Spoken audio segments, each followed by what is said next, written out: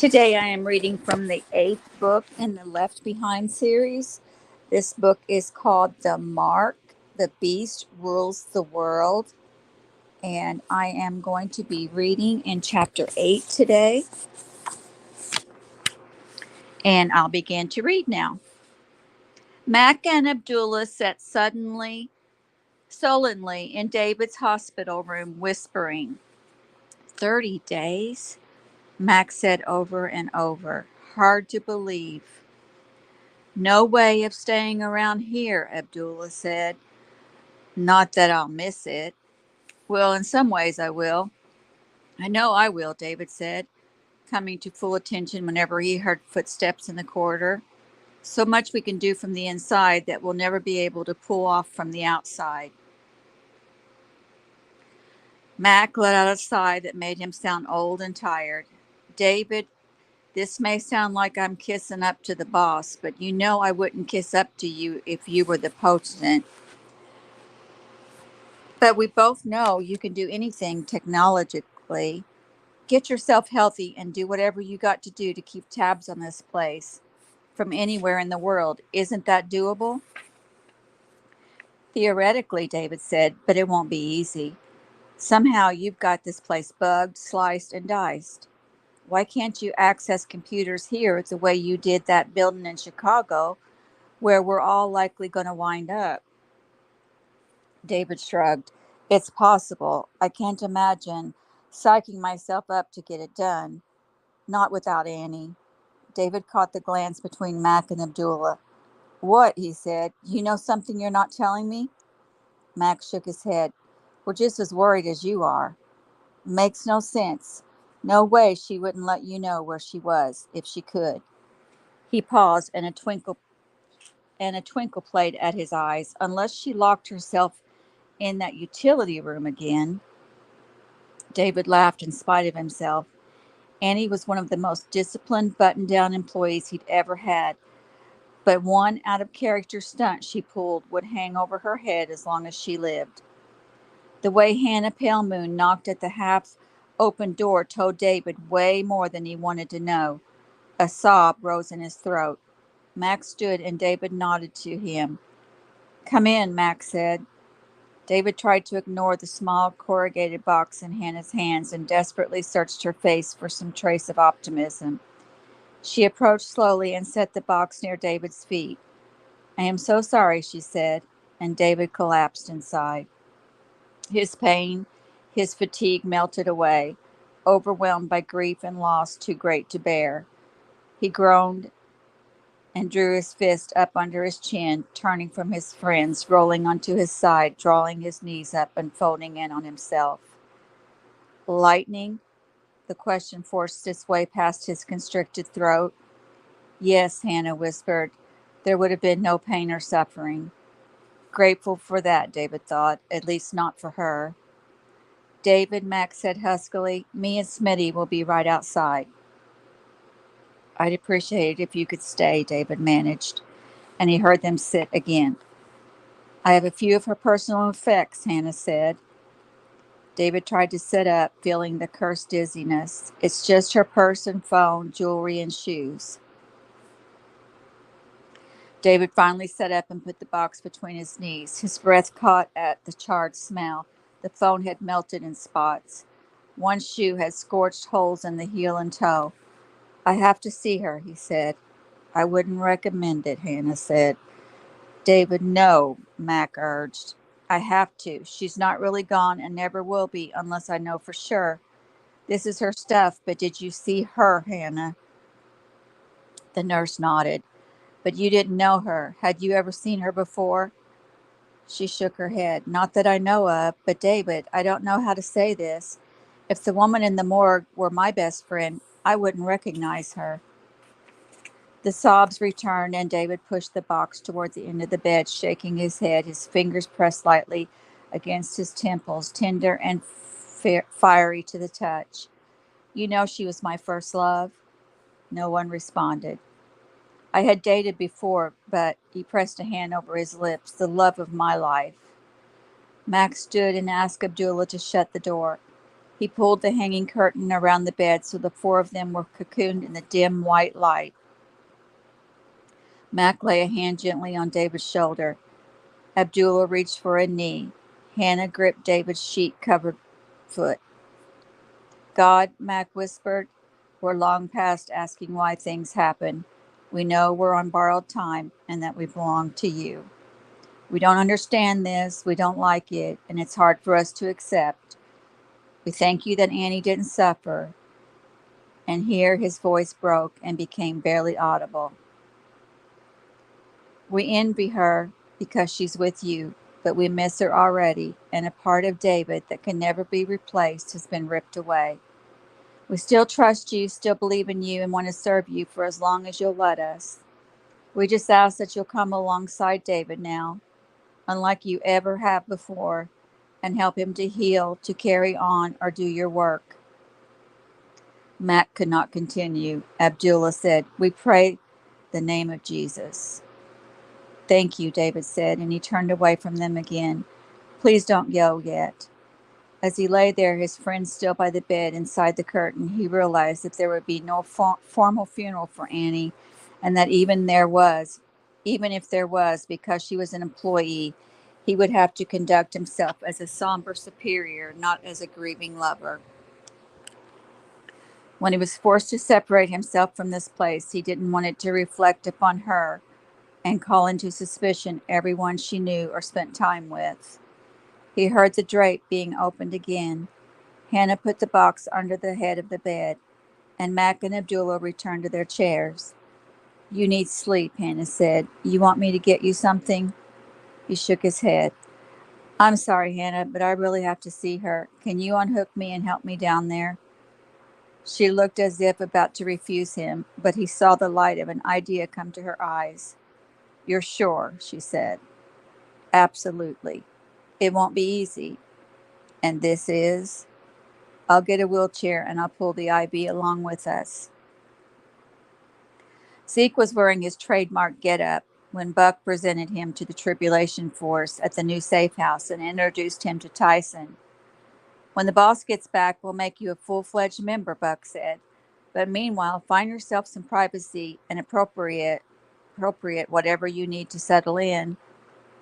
Make yourself at home and become part of the family.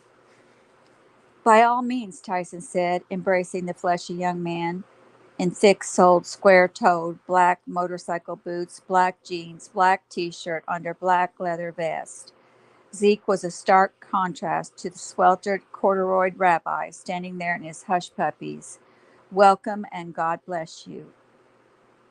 Zeke was awkward and shy, and while he shook hands all around and lightly returned hugs, he stared at the ground and mumbled replies.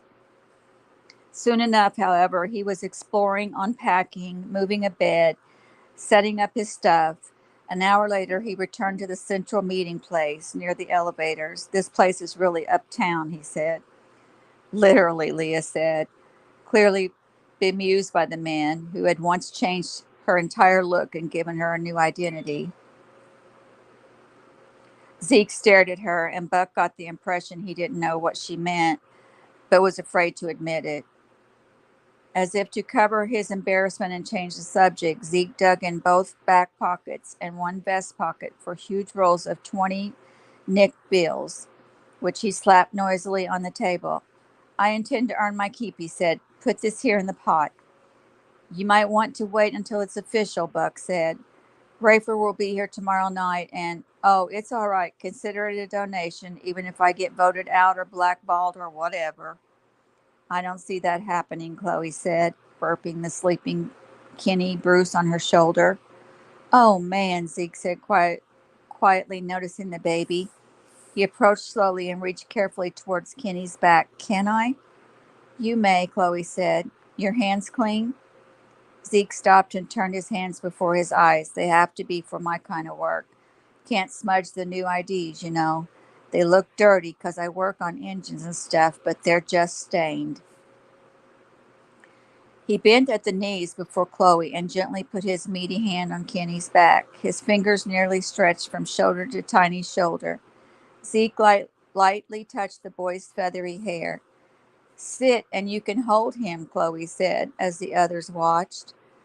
Buck was especially amused by Chaim, whose eyes filled. Want to turn? Buck whispered.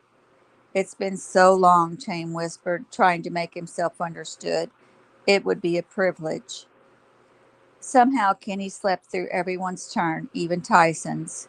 He was last and quickly passed Kenny back to Chloe as he was overcome. My children were teenagers when they, but the memories. We need to identify a body, Hannah Pellman said, pushing David's wheelchair and pulling his IV to the desk just inside the morgue. Sign in, a bored older woman said. Forget it, Hannah said. The system is behind by several days. Nobody'll ever check anyway. The woman made a face. Less work for me, she said. I'm just filling in. David's heart raced as Hannah pushed him past rows and rows of bodies as far as the eye could see. On gurneys, in lateral refrigerators, and sheet wrapped head to toe, shoulder to shoulder on the floor. She's not one of these, is she? Next room, around the corner. Hannah steered him to the foot end of a covered body on a bed. He took a deep, quavery breath. Hannah lifted the sheet from one foot and peered at the toe tag to make sure she had the right corpse. You're sure you want to do this? He nodded, though not now. Now not so sure. He showed him the tag thin wire to the big toe. It bore Annie's name and rank and serial number, all right, plus date of birth and date of death. The foot was swollen and discolored, but no doubt hers. David reached to envelope it with both hands and was struck by the cold stiffness. It was the other foot whose shoe had showed lightning damage. David began pulling the sheet from it, ignoring Hannah when she cleared her throat and said, David. He recoiled at the damage. The heel was split wide and the big toe mangled. He covered her feet and dropped his head. You're sure she never felt that? Positive. Fortunato was given the power to call down fire from heaven on those who didn't worship the image. I know. I could have easily been struck. Me too. Why her?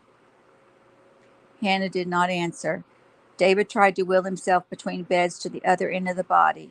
His IV stretched. Let me, Hannah said, and she pushed him slowly. When he reached for the sheet, Hannah reached over his shoulder and put a hand on his forearm. You may want to look only at her face, she said. There was severe cranial trauma. He hesitated. And David, for some reason, no one closed her eyes. I tried, but with time and rigor mortis, well, a mortician will have to do that. He nodded, panting. His head throbbed, and when he was able to control his breathing again, David lifted the sheet and brought it down to her neck, careful not to look. With another deep breath, his eyes traveled to hers. For an instant, it didn't look like Annie.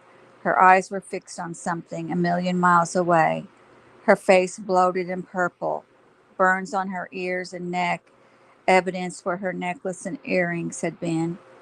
He sat staring at her for so long that Hannah finally said, Okay.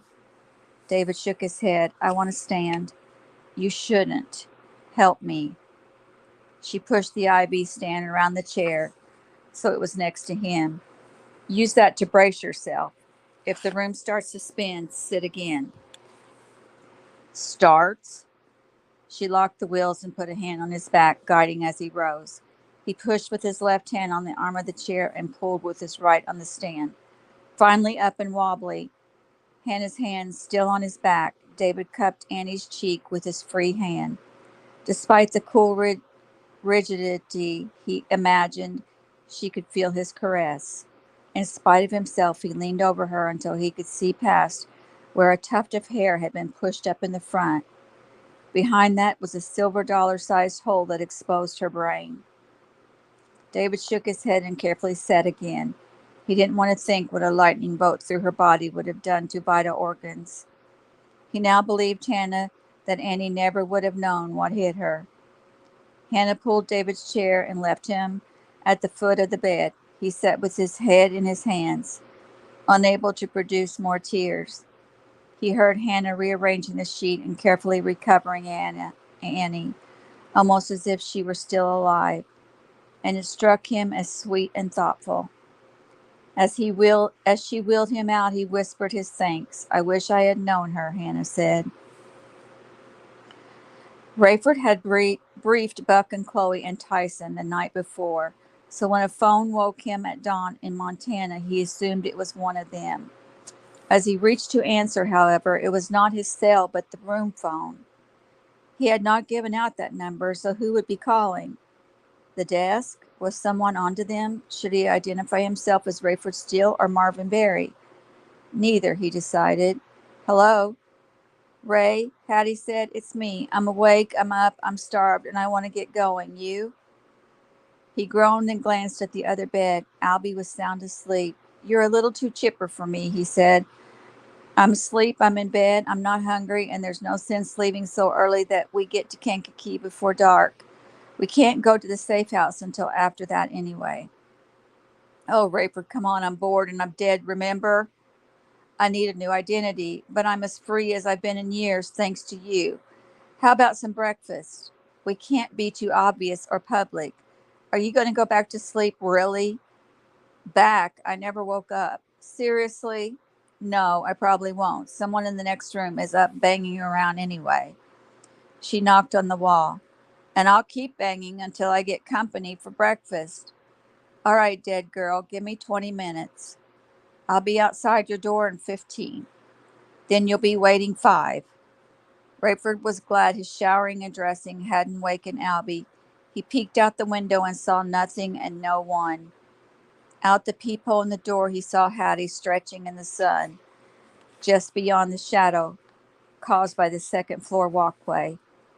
He peeked through the curtain. The place was otherwise deserted. Rayford stepped out, and Hattie nearly lunged at him. Let me see, she said, staring at him. I can see yours, she said. That means you can see mine, can you? His eyes were still adjusting to the sun, but as she pulled him out of the shadow by the door, it hit him.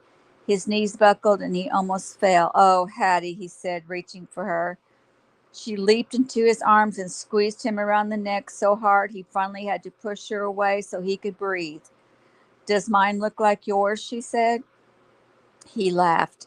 How would I know? We can't see our own. But yours looks like every other one I've seen. This is worth waking up Albie for. Is he decent? Sure. Why? Let me. Rayford unlocked the door and Hattie burst in. Albie, wake up, sleepyhead. He didn't stir. She sat on the bed next to him and bounced. He groaned. Come on, Albie. The day is young. What? He said, sitting up. What's wrong? Nothing will ever be wrong again, she said, taking his face in her hands and pointing his bleary eyes towards her. I'm just showing off my mark. And that is the end of chapter 8. Next, I'll be reading chapter 9. And thank you for joining me. Have a wonderful day.